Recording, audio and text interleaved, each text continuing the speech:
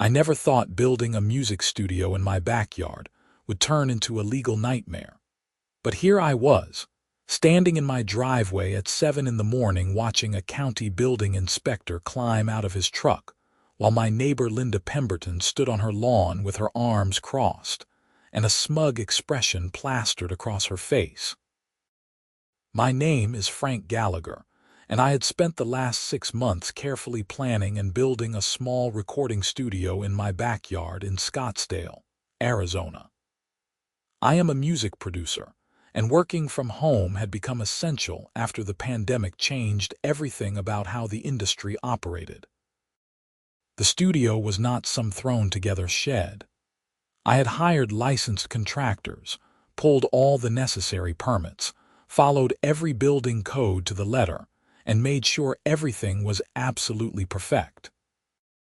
The structure was a beautiful 12 by 16-foot building with proper insulation, electrical work done by a certified electrician, and soundproofing that cost me nearly $10,000 alone. Linda had been on my case since the day construction started. She was the self-appointed president of our homeowner association, a position she took far too seriously for a neighborhood of only 43 homes. The woman was in her late 40s, always wore her blonde hair in that signature Karen bob cut, and had a talent for making everyone around her miserable.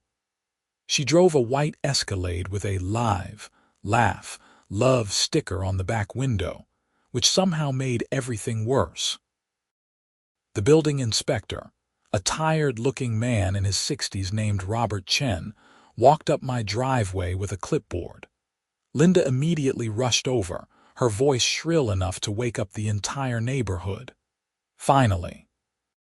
"Someone is here to deal with this monstrosity," she announced, gesturing wildly at my studio. "This structure violates at least a dozen HOA regulations, not to mention county codes. I have been telling Frank for months that he cannot just build whatever he wants." Robert looked at her, then at me, and I could see the exhaustion in his eyes. This was clearly not his first rodeo with an overzealous HOA president. "Madam, I am here to conduct an inspection based on the complaint filed. I will need to review the permits and examine the structure." "Are you the property owner?" He directed the last question at me.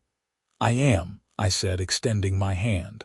"Frank Gallagher, I have all the permits, inspection records, and contractor information inside. Would you like to come in?" Linda stepped between us. "I am the HOA president, and I have a right to be present during this inspection. This affects the entire neighborhood's property values." Robert sighed. "Madam, you can observe from a distance, but this is between me and the property owner. Please step back." I led Robert toward the studio, pulling out my phone to access the digital copies of all my permits. Linda followed at what she probably considered a respectful distance, but was really just close enough to be annoying. As we walked, I explained the entire project. "I started this project in August of last year. I submitted my plans to the county planning department, paid all the fees, and got approval before breaking ground. The foundation was poured by Martinez Construction, a licensed contractor. The electrical work was done by Sunshine Electric, and they passed their inspection in October. The framing was inspected and approved. The insulation, the drywall, the exterior siding, everything has been inspected and signed off on."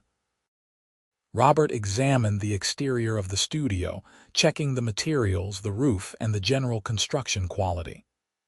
"This looks professionally done. What is the primary use?" "Recording studio. I am a music producer. I work with local artists, do mixing and mastering, some podcast production. It is strictly professional use, and I meet all the zoning requirements for a home business in a residential area." Linda could not contain herself anymore. "It is a commercial business. He has people coming and going at all hours. There are cars parked on the street. The noise is unbearable." This is a residential neighborhood, not an industrial complex. Madam, please, Robert said firmly. Let me do my job. He walked around the entire perimeter of the studio, taking measurements, checking the setbacks from the property line, and examining every detail. I unlocked the door and let him inside. The interior was immaculate. I had installed high-end acoustic panels, built a small control room with a separate recording booth, and set up all my equipment on custom-built furniture. Everything was organized, clean, and professional. Robert spent 20 minutes inside, checking the electrical panel, testing outlets, examining the HVAC system I had installed for climate control, and reviewing the soundproofing. When he finally emerged, he was making notes on his clipboard. "Mr. Gallagher, I need to see your permits and all inspection records." I pulled up everything on my phone and showed him the county website where all the permits were listed as approved and closed. I also had a folder inside my house with paper copies of everything, which I retrieved while Robert waited. Linda stood on my lawn, tapping her foot impatiently. After reviewing every document, Robert looked up at me. "Everything appears to be in order. All required permits were obtained, all inspections passed, and the structure meets current building codes. The setbacks are correct, the construction is sound, and I do not see any violations." Linda's face turned red. "That is impossible. What about the HOA covenants? What about the Architectural Review Committee approval? He never got permission from the HOA to build this." Robert turned to her with measured patience. "Madam, I am a county building inspector. I enforce county building codes, not HOA regulations. That is a separate civil matter between the homeowner and the association. From a county building code perspective, this structure is completely legal and properly permitted." I felt a wave of relief wash over me, but I knew this was not over. Linda looked like she was about to explode. "This is outrageous. I am filing a formal complaint with the HOA board. Frank, you will be receiving a violation notice, and you will be fined every single day until you remove that structure or get proper approval." Robert shook his head. "Again, madam, that is outside my jurisdiction. Mr. Gallagher, you are in compliance with all county codes. I will file my report stating that the structure passed inspection. You should receive the formal documentation within 5 business days." He handed me a preliminary approval form and headed back to his truck. Linda stormed across my lawn after him. "This is not over. I am calling the county supervisor. I am calling the mayor's office. This is corruption." Robert got in his truck and drove away without responding. I stood there holding my approval form, feeling both vindicated and anxious about what Linda would do next. She turned on me, her face contorted with rage. "You think you have won? You have not won anything.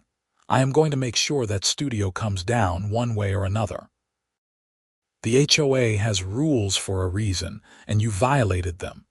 Enjoy your little victory because it will not last long." She marched back to her house, and I went inside my own home, immediately texting my wife Emily, who was at work. Emily Jennings, who had kept her maiden name professionally, was an attorney at a corporate law firm downtown. She had warned me that Linda might try something like this, and she had advised me to document everything. I spent the afternoon organizing all my documentation, taking photos of the inspector's visit, and writing down everything that had happened. 3 days later, I received a certified letter from the HOA. Inside was a violation notice stating that I had constructed an unauthorized accessory structure without obtaining approval from the Architectural Review Committee. The fine was $100 per day, retroactive to the day I started construction. I did the math. They were trying to charge me over $18,000 in fines. Emily reviewed the letter that evening, her brown eyes scanning every line with the precision of someone who had spent years in law school. "This is ridiculous. Did you check the HOA covenants before you started building?" Of course I did. The covenants state that any exterior modifications require Architectural Review Committee approval, but there is an exception for structures that are fully code compliant and do not exceed certain size limits. My studio falls under that exception. It is under 200 square feet, it is in the rear yard, and it meets all the setback requirements listed in the covenants. Emily nodded. "Okay, so we need to respond to this in writing, citing the specific covenant provisions that exempt your studio from ARC approval. We also need to point out that the structure has passed all county inspections, which demonstrates compliance with applicable building standards." We spent the evening drafting a response letter. Emily was meticulous, citing specific sections of the HOA covenants, Arizona state law regarding HOA authority, and the county inspection results. We sent the letter via certified mail and email to the HOA board. Linda responded 2 days later with another letter, this time claiming that my studio violated the covenant provision prohibiting commercial activities in residential properties. She included photos she had apparently taken of my clients arriving at my house, with their license plates clearly visible. It felt invasive and creepy. "She is escalating," Emily said, reading the new letter. "She is trying to build a case that you are running a commercial business that creates traffic and disrupts the neighborhood. But I am allowed to have a home office.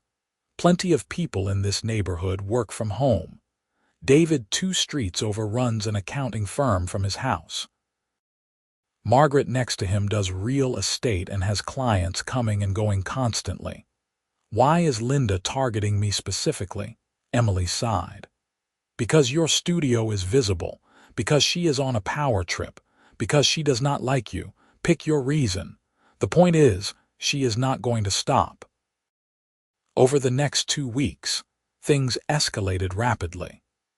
Linda sent letters to every homeowner in the neighborhood, warning them about my illegal commercial operation and encouraging them to complain to the HOA board.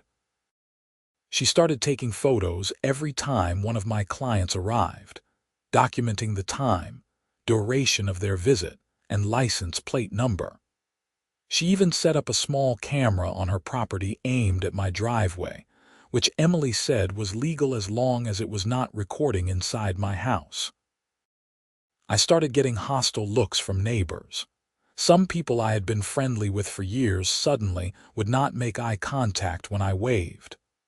One evening, I found a note tucked under my windshield wiper that said, "Stop ruining our neighborhood," in angry handwriting. The HOA scheduled a hearing for early March, giving me 30 days' notice. Emily immediately began preparing our defense. She pulled the complete HOA covenants, the architectural guidelines, Arizona state statutes governing HOAs, and case law supporting our position. She also reached out to several clients who had used my studio, asking if they would be willing to provide written statements about their experiences. One of my regular clients, a singer-songwriter named Marcus Rodriguez, was particularly helpful. "Man, that lady is crazy. I have been coming to your studio for 6 months and I have never caused any problems. I park legally, I am quiet, I am respectful.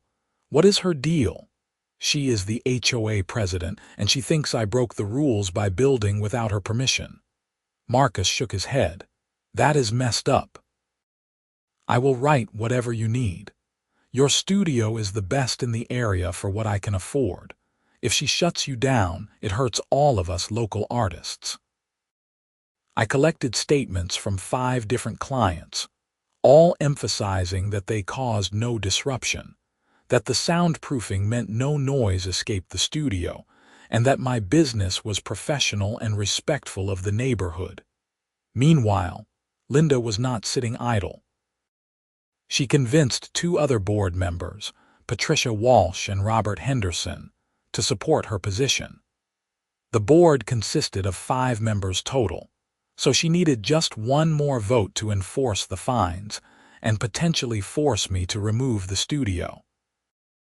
The other 2 board members, James Martinez and Susan Collins, seemed more reasonable, but I had no idea which way they would vote.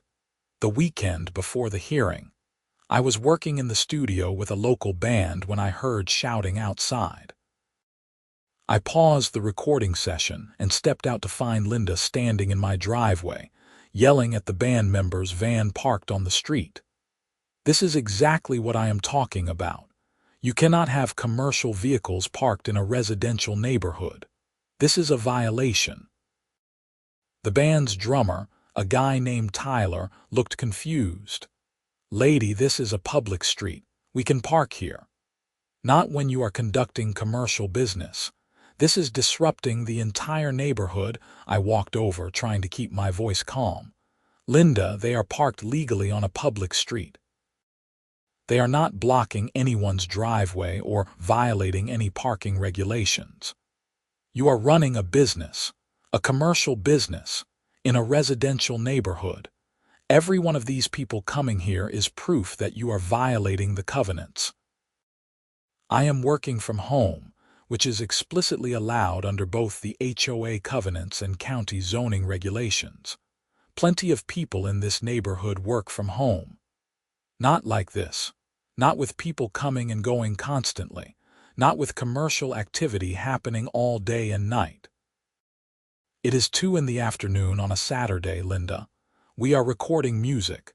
The studio is soundproofed. No one can hear anything. We are not disturbing anyone. She pulled out her phone and started taking pictures again. I am documenting all of this for the hearing. The board will see exactly what kind of circus you are running here. Tyler leaned over to me and whispered, "Dude, is she always like this?" "Pretty much." The band finished their session, and I spent the rest of the weekend preparing for the hearing. Emily had put together a comprehensive presentation with photos, documents, legal citations, and witness statements. We had a strong case, but I was nervous. HOA boards had a reputation for being unpredictable and often ruled based on personal relationships rather than facts.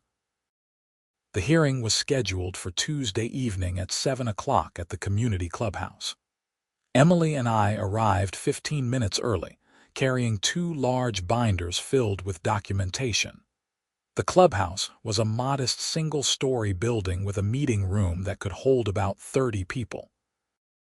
By the time the meeting started, at least 20 neighbors had shown up, most of them apparently supporters of Linda. The 5 board members sat at a long table at the front of the room. Linda was in the center, looking extremely pleased with the turnout. To her left were Patricia Walsh, a retired teacher in her 60s, and Robert Henderson, a middle-aged insurance salesman. To her right were James Martinez, a contractor in his 40s, and Susan Collins, a nurse who worked night shifts at the hospital. Linda called the meeting to order and immediately launched into her presentation. She had prepared a slideshow with photos of my studio, pictures of my clients' cars, and excerpts from the HOA covenants highlighting the sections about commercial activities and architectural review. Members of the board and fellow homeowners, we are here tonight to address a serious violation of our community covenants. Frank Gallagher has constructed an unauthorized commercial structure in his backyard and is operating a business that generates traffic, noise, and disruption throughout our neighborhood. He did not seek approval from the Architectural Review Committee. He did not consult with his neighbors. He simply decided that the rules do not apply to him. She clicked through photos showing my studio from various angles, some clearly taken from her second-story windows. This structure was built without HOA approval. It is being used for commercial purposes, which violates our covenants prohibiting business activities that generate excessive traffic or noise. Mr. Gallagher has clients arriving at all hours. I have documented over 40 separate visits in the last month alone. She showed more photos of cars parked on the street, along with a spreadsheet where she had apparently logged every single client visit with dates, times, and duration. It was obsessive and more than a little disturbing. Our neighborhood was designed to be a quiet, residential community where families could enjoy peace and tranquility. Mr. Gallagher's commercial operation threatens that vision. It sets a dangerous precedent. If we allow this, what stops someone else from opening a mechanic shop in their garage? Or a daycare center? Or any other business that does not belong in a residential neighborhood? She concluded her presentation with a recommendation that the board uphold the violation notice and the daily fines until the studio was either removed or I ceased all commercial operations. Several neighbors applauded when she finished. Linda then opened the floor for public comment. 3 neighbors spoke in support of her position. Mrs. Carson from 2 streets over complained about increased traffic, even though she lived nowhere near my house. Mr. Phillips, who had feuded with me over a tree branch that hung slightly over his property line 2 years ago, used this as an opportunity to air every grievance he had ever had about me. A woman I did not even recognize claimed that my studio was destroying property values, though she provided no evidence of this. Finally, it was my turn. I stood up, and Emily handed me the first binder. I took a deep breath and began. Thank you for the opportunity to respond. I want to start by addressing the central claim that I built this studio without proper approval. That is factually incorrect. I opened the binder to show copies of all my county permits. Before I began construction, I researched the requirements under both county building codes and our HOA covenants. I submitted plans to the county, paid all applicable fees, and received approval before breaking ground. Every step of construction was inspected and approved by the county. Just last week, a building inspector conducted a final inspection in response to a complaint and found everything to be in full compliance with building codes. I distributed copies of the inspection report to each board member. As for HOA approval, I carefully reviewed our covenants before starting this project. Section 7.3 of the Architectural Guidelines states that accessory structures under 200 square feet, located in the rear yard, and meeting all setback requirements are exempt from Architectural Review Committee approval, provided they comply with county building codes. My studio is 192 square feet. It is in my rear yard. It meets all setback requirements, and as you can see from the inspection report, it complies with all building codes. Linda interrupted. That exemption was intended for small garden sheds, not commercial buildings. The covenant does not make that distinction, Emily interjected, standing up. The language is clear and unambiguous. Any accessory structure meeting the specified criteria is exempt from ARC approval. The covenant does not limit the exemption based on the intended use of the structure. I continued. As for the claim that I am operating an illegal commercial business, that is also incorrect. I am a music producer working from home, which is explicitly permitted under both county zoning regulations and our HOA covenants. Section 9.1 of the covenants allows homeowners to operate home-based businesses provided they do not generate excessive noise, traffic, or other disturbances. I pulled out the client statements. I have written statements from 5 regular clients attesting that my business does not cause any disturbance. The studio is professionally soundproofed. No noise escapes the building. My clients park legally on the street or in my driveway. Sessions are typically scheduled during normal business hours. I have operated this business for 6 months, and until Mrs. Pemberton began her campaign, I received no complaints from any neighbor. James Martinez, the contractor on the board, spoke up. Can you explain the soundproofing? How does that work? I was grateful for the question. The walls have double layers of drywall with a soundproofing compound in between. The windows are double pane with acoustic seals. The door is solid core with weather stripping. The ceiling has acoustic panels specifically designed to absorb sound. I invested over $10,000 in soundproofing materials alone. You could have a rock band playing at full volume inside, and you would not hear anything outside. Susan Collins asked, "How many clients do you typically have per week?" It varies, but usually between 5 and 10 sessions. Some clients come weekly, others less frequently. Sessions range from 2 to 4 hours. My busiest days are weekends when most clients are off work. Patricia Walsh, who had been silent until now, asked, "Have any of your immediate neighbors complained? Not Mrs. Pemberton, but the people whose properties actually border yours?" No. In fact, my neighbor to the east, Mr. Jackson, told me he did not even realize I was using the studio until Mrs. Pemberton started talking about it. He has never heard any noise from my property. Linda stood up, her face flushed. This is beside the point. The issue is not whether his neighbors can hear anything. The issue is that he is running a commercial business in a residential neighborhood without proper approval. He is generating traffic. He is having strangers come into our neighborhood. He is setting a precedent that will destroy our property values. Emily stood again. "Mrs. Pemberton, with all due respect, several people in this neighborhood operate home businesses. Your next-door neighbor runs an online retail business and receives package deliveries daily.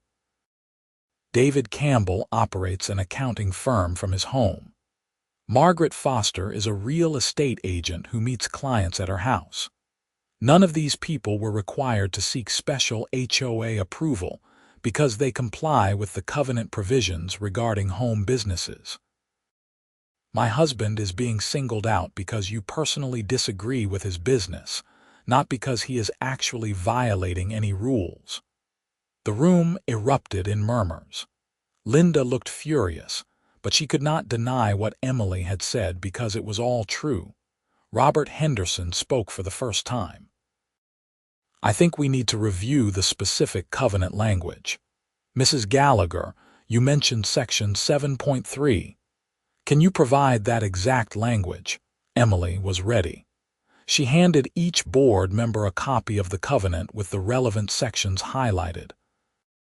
Section 7.3 states, "Accessory structures not exceeding 200 square feet in area, located in the rear yard, and meeting minimum setback requirements of 5 feet from side property lines and 10 feet from rear property lines, shall be exempt from Architectural Review Committee approval, provided such structures comply with all applicable county building codes and regulations." She paused to let them read. Section 9.1, regarding home businesses, states, "Homeowners may operate home-based businesses provided such businesses do not generate excessive noise, traffic, or other disturbances that would reasonably interfere with the quiet enjoyment of neighboring properties. Home businesses shall not involve outdoor storage of materials, signage visible from the street, or employees regularly reporting to the property. Mr. Gallagher's studio meets all these criteria." James Martinez was nodding as he read. Susan Collins looked thoughtful. Even Patricia Walsh seemed less certain than before, but Linda was not giving up. "The Architectural Review Committee has the authority to interpret the covenants.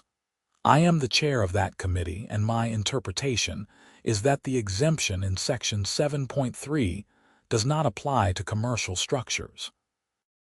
It was clearly intended for garden sheds and similar non-commercial uses. Emily smiled politely. Mrs. Pemberton, Arizona law is clear on this issue. When HOA covenants are ambiguous, they must be interpreted in favor of the free use of property. The covenant language does not distinguish between commercial and non-commercial structures. It sets objective criteria: size, location, setbacks, and building code compliance. Mr. Gallagher's studio meets all those criteria. Any attempt to retroactively apply a different interpretation would likely be found invalid by a court. Linda's face went from red to purple. Are you threatening to sue the HOA? I am pointing out the legal reality. If the board upholds these fines, we will have no choice but to seek judicial review. And based on the facts and the law, I am confident we would prevail. The board would then be liable for our attorney fees, which could be substantial. The room went quiet. Board members exchanged glances. The threat of legal fees and a lawsuit was clearly having an impact. Robert Henderson cleared his throat. I think the board needs to deliberate in executive session. We will take a 15-minute break and then reconvene to vote on this matter. The board members filed out of the room into a smaller office. Emily and I waited nervously. Linda stood near the door to the office, clearly trying to listen to what was being said inside. Other neighbors milled around, some glaring at me, others looking uncertain. After 20 minutes, the board returned. Susan Collins was the first to speak. After reviewing the covenant language and the documentation provided by Mr. Gallagher, I move that we dismiss the violation notice. The evidence shows that his studio complies with the exemption criteria in Section 7.3, and his home business complies with the requirements in Section 9.1. I see no basis for the fines or any enforcement action. James Martinez immediately seconded the motion. I agree. The structure is well built, properly permitted, and meets the covenant requirements. I see no violation here. Linda looked panicked. We need to discuss this further. There are community concerns about precedent, and we have discussed it. Susan interrupted. I call for a vote. All in favor of dismissing the violation notice and fines. Susan and James raised their hands. After a moment's hesitation, Patricia Walsh also raised her hand. That was 3 votes, a majority. All opposed. Linda and Robert Henderson raised their hands, but it did not matter. The motion passed 3-2. Linda looked like she had been slapped. This is a mistake. This board is failing in its duty to protect this community. I will not forget this. James Martinez stood up. Linda, with all due respect, our duty is to enforce the covenants fairly and legally. Not to single out homeowners based on personal grievances. Mr. Gallagher has done everything right. He followed the rules. This hearing should never have happened. The meeting adjourned shortly after that. Several neighbors left quickly, avoiding eye contact. A few people came up to me and quietly apologized, saying they had not realized I had followed all the proper procedures. Linda stormed out without a word, followed by her 2 supporters on the board. Emily and I drove home feeling relieved but also exhausted. That woman is not going to let this go, Emily said. She is humiliated, and she seems like the type who holds grudges. She was right. Over the next week, Linda tried several new tactics. She filed a complaint with the county claiming my studio violated zoning regulations, which resulted in another inspection that I passed. She contacted the Arizona Department of Revenue, suggesting I was not paying proper business taxes, which led to an audit that found all my filings were correct. She even called the fire marshal claiming my studio was a fire hazard, which resulted in yet another inspection that found everything up to code. Every time an official showed up at my house, I patiently provided documentation, answered questions, and received approval. But it was wearing me down.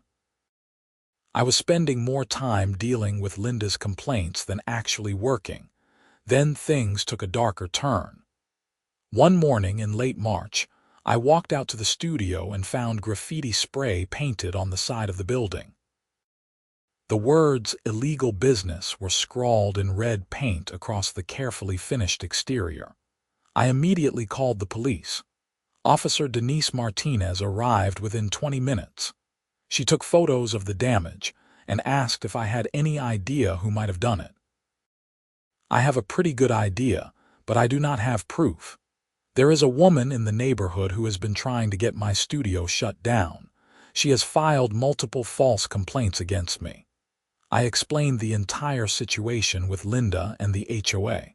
Officer Martinez took detailed notes. "Do you have any security cameras?" "I do not, but I am installing them today." She filed a report for criminal property damage and said she would patrol the neighborhood more frequently. I spent that afternoon installing security cameras covering the studio, my driveway, and the front of my house. The graffiti cost me $800 to have professionally removed and the exterior repainted. 3 days later, the cameras caught someone. At 2 in the morning, a figure dressed in dark clothing approached my studio carrying what appeared to be a can of spray paint. The person looked around nervously, then started shaking the can. But before they could apply any paint, my new motion-activated floodlights came on, flooding the area with bright light. The figure jumped, dropped the spray paint can, and ran. The cameras got a clear shot of the face in the floodlight. It was not Linda. It was her son, Brandon Pemberton, a 19-year-old who still lived at home. I downloaded the footage and took it to the police station the next morning. Officer Martinez reviewed it carefully. "That is pretty clear. We can definitely identify him. I will follow up on this." 2 days later, Officer Martinez called me. We spoke with Brandon Pemberton. He initially denied it, but when we showed him the video footage, he admitted to the attempted vandalism. He also admitted to the first graffiti incident, though we do not have video evidence of that one. What happens now? He is being charged with attempted criminal damage to property. Because of the video evidence, it is a solid case. He will likely be offered a plea deal, probation, restitution, community service. But here is the interesting part. When we questioned him, he said his mother encouraged him to vandalize your studio. He said she was furious about losing the HOA hearing and wanted to make your life difficult. My stomach dropped. Linda told her son to vandalize my property. According to Brandon, yes. He is 19, so he is legally an adult and responsible for his own actions. But if his statement is accurate, Mrs. Pemberton could be charged with conspiracy to commit criminal damage, or at minimum, contributing to the delinquency of an adult dependent. What do you recommend? That is up to you. You could press charges against both of them, or you could pursue just Brandon, or you could try to resolve this through restitution without criminal charges. My personal recommendation, given everything she has put you through, hold her accountable. I talked to Emily that evening. She was furious. This woman has harassed you for months, filed false complaints, wasted your time and money, and now she convinced her own son to vandalize your property. Yes, we are pressing charges. People like Linda think they are above the law, and the only way they learn is by facing real consequences. The next day, I went back to the police station and filed a formal complaint against Linda Pemberton for conspiracy to commit criminal damage to property. Detective Sarah Wilson, who had been assigned the case, said they would investigate further. The investigation did not take long. Brandon, apparently tired of being manipulated by his mother and facing criminal charges himself, gave a full statement. He said Linda had been complaining constantly about my studio, obsessing over it, and eventually suggested that if someone vandalized it, maybe I would decide it was not worth the trouble and close down. He said she gave him money to buy spray paint and encouraged him to make that studio look like the eyesore it is. Detective Wilson presented the evidence to the county attorney's office, and they decided to file charges. Linda was arrested on a Friday afternoon in early April. The video of her being led out of her house in handcuffs spread through the neighborhood like wildfire. Her white Escalade sat in the driveway while police searched her house as part of the investigation. The HOA held an emergency meeting 3 days later to address the situation. Linda had obviously been removed as president and from the Architectural Review Committee. Patricia Walsh was appointed interim president. The board voted to send a formal letter to me apologizing for the harassment and confirming that my studio was in full compliance with all HOA covenants. Linda's court date was set for May. In the meantime, she was released on bond with a condition that she have no contact with me or my property. Brandon's case was moving forward separately. The charges against him were less serious since he was considered to have been influenced by his mother, but he still faced probation and restitution. Life slowly returned to normal. I worked in my studio without constant harassment. Clients came and went without anyone photographing them. My neighbors who had been avoiding me started being friendly again, many of them apologizing for believing Linda's claims without hearing my side. In early May, both Linda and Brandon appeared in court. Brandon pled guilty to attempted criminal damage and was sentenced to 2 years of probation, 100 hours of community service, and ordered to pay restitution of $800 for the first graffiti incident. The judge was relatively lenient with him because of his age and his mother's influence. Linda's case was more serious. She was charged with conspiracy to commit criminal damage to property and filing false police reports. Her attorney tried to argue that she had not directly told Brandon to vandalize my studio, but Brandon's statement was clear and detailed. Text messages recovered from Linda's phone showed her complaining about my studio and suggesting that something needs to happen to make him understand he is not welcome here. The judge was not sympathetic. Linda had a history of HOA complaints and had clearly abused her position to harass me. She pled no contest to avoid a trial and was sentenced to 1 year of probation, 200 hours of community service, and ordered to pay restitution for my legal fees related to defending against her false complaints. The judge also ordered her to attend anger management counseling and prohibited her from serving in any HOA leadership position for 5 years. Standing in that courtroom and watching Linda be sentenced felt surreal. This woman who had made my life miserable for months, who had filed countless complaints, who had conspired to vandalize my property, was finally being held accountable. But I did not feel victorious. I just felt tired and relieved that it was over. After the sentencing, Linda's attorney approached Emily and me in the courthouse hallway. Mrs. Pemberton wanted me to convey her apologies. She recognizes that her behavior was inappropriate and she regrets the harm she caused.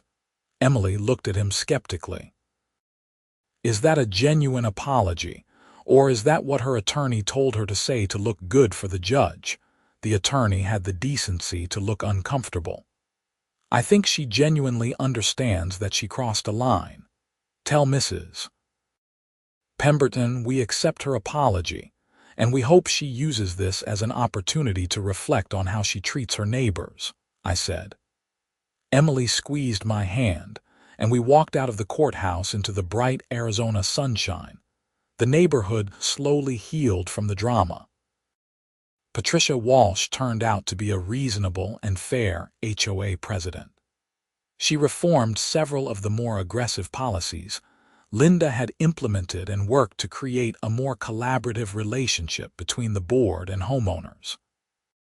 The Architectural Review Committee was restructured to include clearer guidelines and multiple reviewers to prevent any single person from having too much power. My studio business thrived. Word spread in the local music community about the high-quality facility and reasonable rates, and I was soon booking sessions weeks in advance. Several of my clients asked about the drama with the HOA, and it became an amusing story to tell over mixing sessions. Marcus Rodriguez, the singer-songwriter who had provided one of the first statements supporting me, finished his debut album in my studio that summer. The album got great reviews in local music publications, and Marcus always credited the studio's quality and my professionalism as key factors in his success. That felt more meaningful than any victory over Linda. One evening in late June, I was sitting on my back patio with Emily, watching the sun set over the mountains. The studio stood peacefully in the corner of the yard, its exterior looking professional and well-maintained. Soft music drifted from inside where I had been working earlier. "You know what is funny?" Emily said, sipping her wine. "All of Linda's predictions were wrong. The studio did not destroy property values. The house 2 doors down just sold for 15% above asking. It did not create noise problems. It did not cause traffic nightmares. All of her fears were just paranoia and a need for control." "I think it was never really about the studio," I replied. "It was about someone doing something she did not personally approve of. She could not stand that someone in her neighborhood did not ask for her permission." A lot of HOAs are like that. People get a tiny bit of power and it goes to their heads.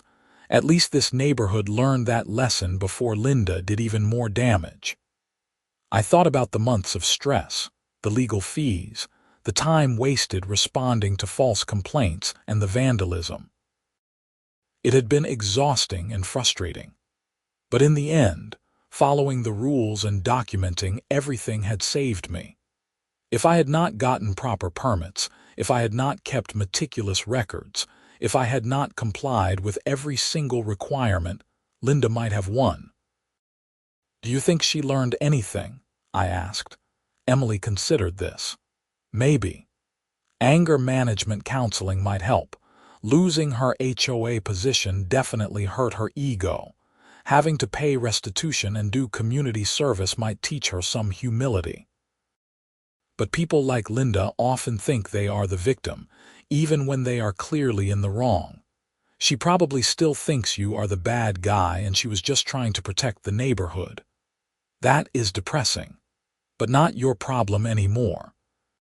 She legally cannot contact you. She cannot serve on the HOA board, and she has been publicly humiliated. I doubt she will risk violating her probation by bothering you again." Emily was right. Over the following months, Linda kept to herself. I occasionally saw her getting her mail or leaving in her Escalade, but she never looked in my direction. Brandon moved out of her house in August, apparently having decided he needed some independence from his mother. According to neighborhood gossip, their relationship was strained after he testified about her involvement in the vandalism. The HOA board settled into a functional rhythm under Patricia Walsh's leadership. The monthly meetings became productive and focused on actual community needs, rather than personal vendettas. James Martinez and Susan Collins continued to serve on the board, bringing practical perspectives and level-headed decision-making. 2 new members were elected in the fall, both of whom seemed committed to fair and reasonable governance. My studio became a fixture in the neighborhood. Kids walking home from the school bus would sometimes stop and listen if I had the door open on a nice day. Neighbors would mention hearing about the studio from friends and would proudly say it was in their neighborhood. What Linda had tried to portray as a blight on the community became a point of local pride. In September, a reporter from the Arizona Republic reached out, having heard about the case through court records. She wanted to write a story about HOA overreach and homeowner rights. I was hesitant at first, not wanting to reignite the drama, but Emily pointed out that sharing my story might help other homeowners facing similar situations. The article ran in early October under the headline, "Scottsdale Homeowner Wins Battle Against HOA After Following All the Rules." It detailed the entire saga, from my careful permit process to Linda's campaign of harassment to the eventual criminal charges. The article included photos of the studio, quotes from my clients, and expert commentary from a real estate attorney about HOA authority and limitations. The response was overwhelming. I received dozens of emails from homeowners around Arizona and even from other states, thanking me for standing up to an abusive HOA and sharing their own horror stories. Some were dealing with unreasonable architectural committees, others with arbitrary fines, and several with HOA presidents who seemed to think they were running dictatorships rather than voluntary community organizations. One email particularly stood out.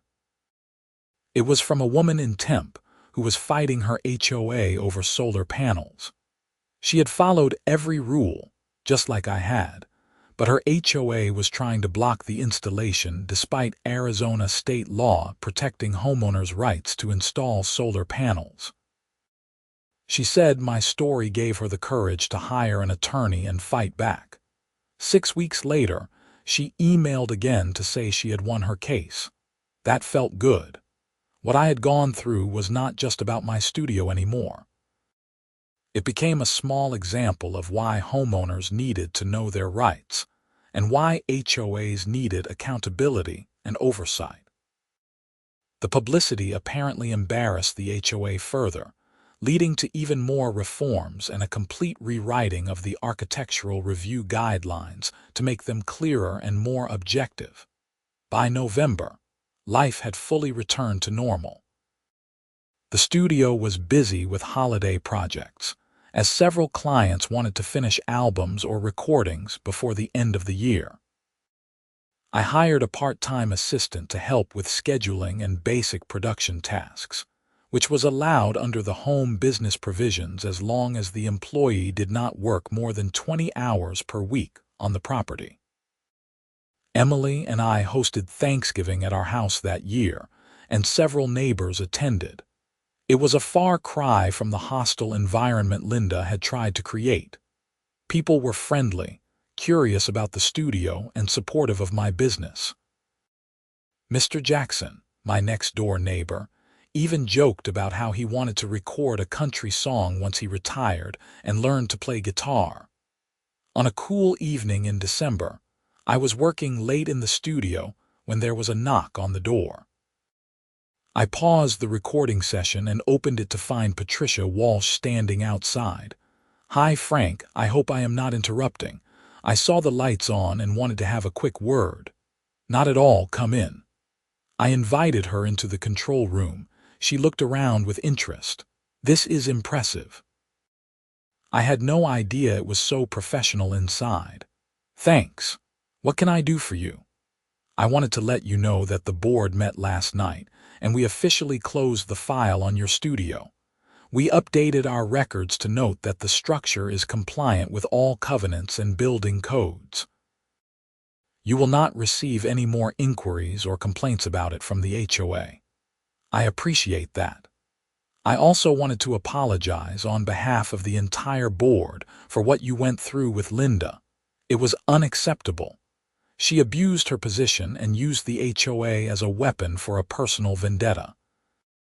We have implemented new policies to prevent that from happening again." "What kind of policies?" "Violation notices now require approval from 3 board members instead of just the president or committee chair. We created an appeals process for homeowners who disagree with a violation notice." We revised the architectural guidelines to remove subjective language and provide objective criteria for approvals. And we implemented term limits for board positions, so no one person can dominate the HOA for years.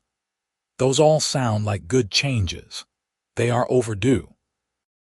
Linda had been president for 5 years, and she ran the HOA like her personal fiefdom. That should never have been allowed to happen. I hope you can put all of this behind you and feel comfortable in the neighborhood again. I appreciate that, Patricia. Really. After she left, I sat in the control room thinking about everything that had happened. It had been 10 months since Linda first tried to shut down my studio. 10 months of stress, legal fees, inspections, hearings, vandalism, and court appearances. But in the end, I had prevailed because I had done everything right from the beginning. The lesson was clear. When dealing with HOAs, documentation was everything. Knowing the rules was essential. Following proper procedures was non-negotiable. And standing up for your rights, even when it was difficult and expensive, was worth it. I finished my evening session, locked up the studio, and walked across the backyard to my house. Emily was in the living room reading a book. Patricia stopped by, I said, settling onto the couch next to her. The HOA officially closed the file on the studio. It is over. She smiled and kissed my cheek. Good. Now you can just focus on making great music and building your business.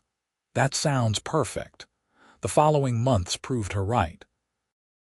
Without the constant stress of HOA harassment, I could focus entirely on my work. The studio's reputation continued to grow. I started getting inquiries from artists in Phoenix and Tucson, expanding beyond just the local Scottsdale scene. By spring, I was considering expanding the studio, maybe adding a second recording booth or upgrading some equipment. I checked the HOA covenants carefully first, of course. Old habits. But the expansion would not require HOA approval either, since it involved interior modifications to an existing approved structure. I submitted plans to the county, got my permits, and hired contractors. This time, no one complained. No angry HOA president photographed my contractors. No false reports were filed. It was remarkably peaceful. Linda's probation period ended in May, 1 year after her sentencing. I never heard from her directly, and we continued to avoid each other in the neighborhood. Her house went up for sale in June, and she moved out by July. According to neighborhood gossip, she moved to a retirement community in Sun City, where she would not have to deal with diverse neighborhoods, and where everyone followed strict rules without question. She probably thinks she is finally in paradise, Emily joked when she heard the news. A place where everyone has to keep their grass exactly 2 inches high and paint their house from an approved color palette. Let's just hope she does not become president of that HOA too. The house sold quickly to a young couple with 2 small kids. They were friendly and easygoing. The husband was a software engineer who worked from home, and he was excited to hear there was another home-based business owner in the neighborhood. His wife was a teacher at a nearby elementary school. Their kids loved playing in the backyard, and I could hear their laughter through the studio walls sometimes, which somehow never bothered me even though Linda had insisted children's voices would be a distraction. Life in the neighborhood continued peacefully. The HOA functioned smoothly under Patricia's leadership, and then under her successor, David Campbell, the accountant who also worked from home. The annual meetings were well attended and focused on practical issues like landscaping, pool maintenance, and community events. No one tried to abuse their authority or wage personal vendettas. My studio celebrated its 2nd anniversary in August with a small open house. I invited neighbors, clients, and local musicians. Nearly 50 people showed up, including several board members and many of the neighbors who had initially been skeptical about the studio. People toured the facility, listened to demos from clients who had recorded there, and enjoyed food and drinks in my backyard. James Martinez, the contractor who had served on the HOA board during the hearing, pulled me aside during the party. "You know, your situation changed this neighborhood for the better. After everything that happened with Linda, people started paying attention to how the HOA operates. We have more participation now, better oversight, and people are not afraid to question the board when something does not make sense. That is healthy. I am glad something good came out of it, more than you realize." We had a situation last month where someone wanted to install a pergola in their backyard. The old architectural committee under Linda probably would have found some reason to deny it. But under the new guidelines, it was approved in 2 days because it met all the objective criteria. The homeowner was thrilled. That is how it should work. As the sun set on that August evening and guests mingled in my backyard, I felt a sense of closure. The studio that had caused so much controversy was now a welcomed part of the community. The HOA that had tried to destroy it now recognized it as a legitimate and valuable addition. And the neighbor who had made my life miserable was gone, replaced by a friendly family that actually embodied the community values she had claimed to be protecting. I looked at the studio building, its exterior now weathered from 2 Arizona summers but still standing strong. The soundproofing still worked perfectly. The equipment inside was professional grade. The clients kept coming. And most importantly, I had the satisfaction of knowing I had built something meaningful while following every single rule along the way. Emily came over and handed me a beer. "What are you thinking about?" "Just reflecting. A lot has happened in 2 years. Would you do it all again?" I considered the question. The stress, the legal fees, the vandalism, the court appearances, it had been horrible. But the result was a successful business, a reformed HOA, and a better neighborhood. "Yeah," I said finally, "I would."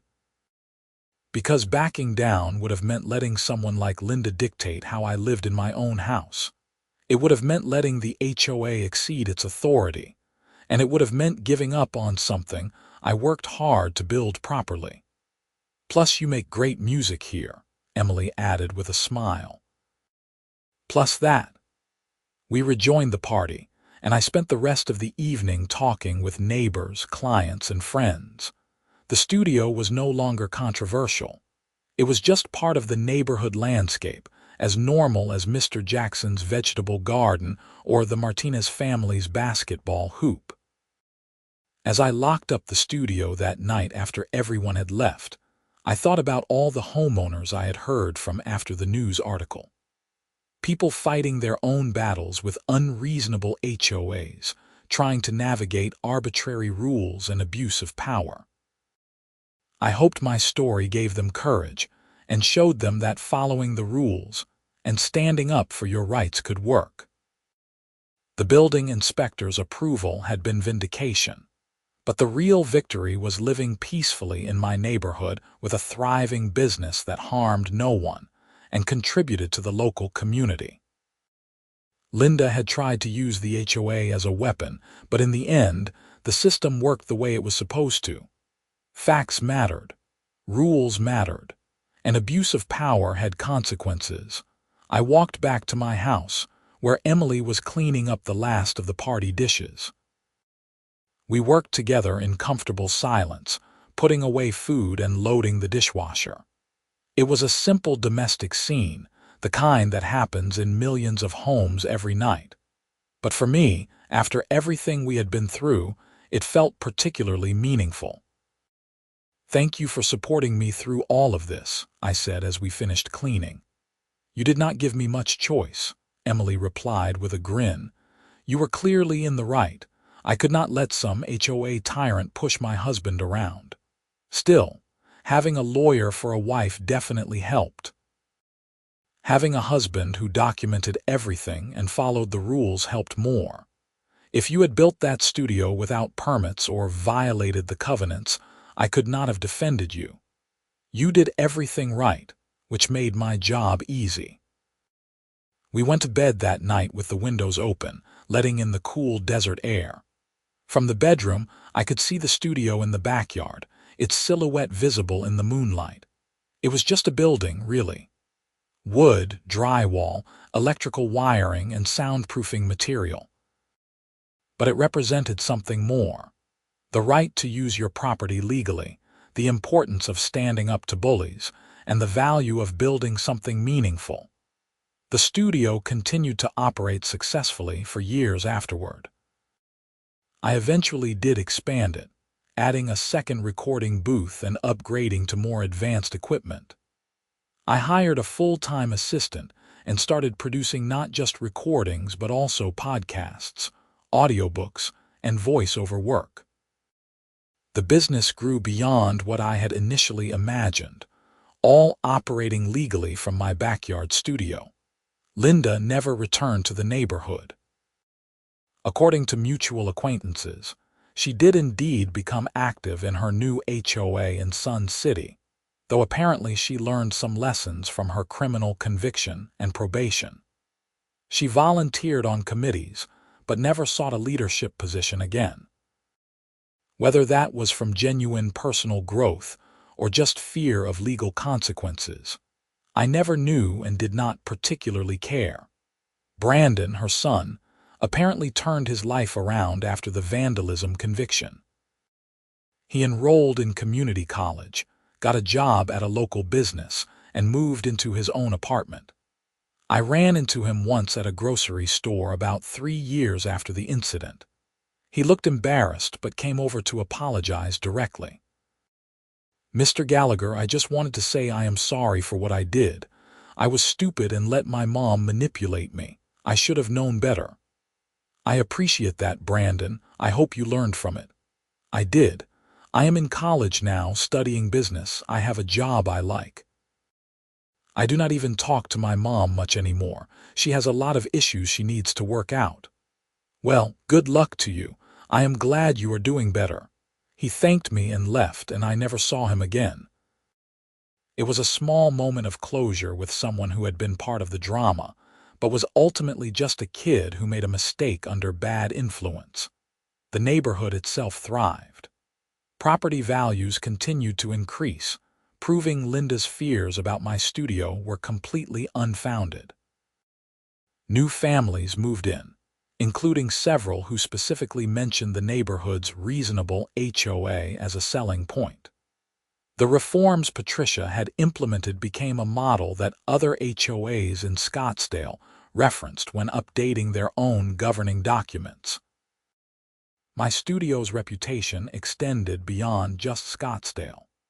Articles in music industry publications mentioned it as an example of a successful home studio operation, and I occasionally did consulting work for other producers looking to set up similar facilities. I always emphasized the importance of proper permits, documentation, and compliance with both county codes and HOA covenants.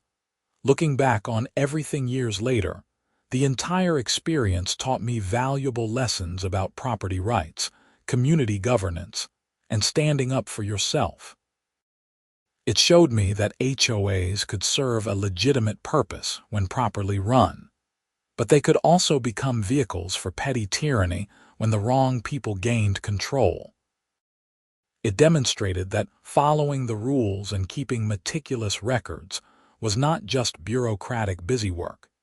It was essential protection against false accusations and abuse of power. Most importantly, it showed me that sometimes doing the right thing required being willing to fight, even when it was stressful and expensive and uncertain. If I had given in to Linda's initial demands, I would have lost my business and set a terrible precedent for the neighborhood. By standing firm and insisting that the actual rules be followed rather than Linda's personal preferences, I protected not just myself but future homeowners who might face similar situations. The studio became a permanent fixture, its presence so normal that new neighbors often did not even realize there had been controversy about it. Kids who were toddlers when it was built grew up seeing it as just another part of the neighborhood landscape. The music that came from it enriched the local arts community, providing affordable recording options for emerging artists who could not afford big commercial studios. And every time I walked out to the studio to start a session, I felt a quiet sense of pride. Not because I had beaten Linda Pemberton in some petty neighborhood dispute, but because I had built something valuable while respecting every rule and regulation. The building inspector's approval that day had been more than just a bureaucratic stamp. It was validation that I had done everything correctly, despite someone's best efforts to claim otherwise. In the end, that was what mattered most, knowing that my studio was not just legal and compliant, but that it had survived a serious challenge and emerged stronger. The HOA Karen had called the authorities, expecting them to shut me down. Instead, the building inspector approved everything, and the whole system worked exactly as it should have. Justice prevailed, not because of any special treatment or loopholes, but because I had genuinely followed all the rules from day one. That was a lesson worth remembering and worth sharing with anyone facing similar battles. Do it right from the start. Document everything, know your rights, and do not back down when you are clearly in the right. Sometimes the bureaucracy actually works the way it is supposed to, and following the proper procedures really does matter. My studio stood as proof of that simple truth.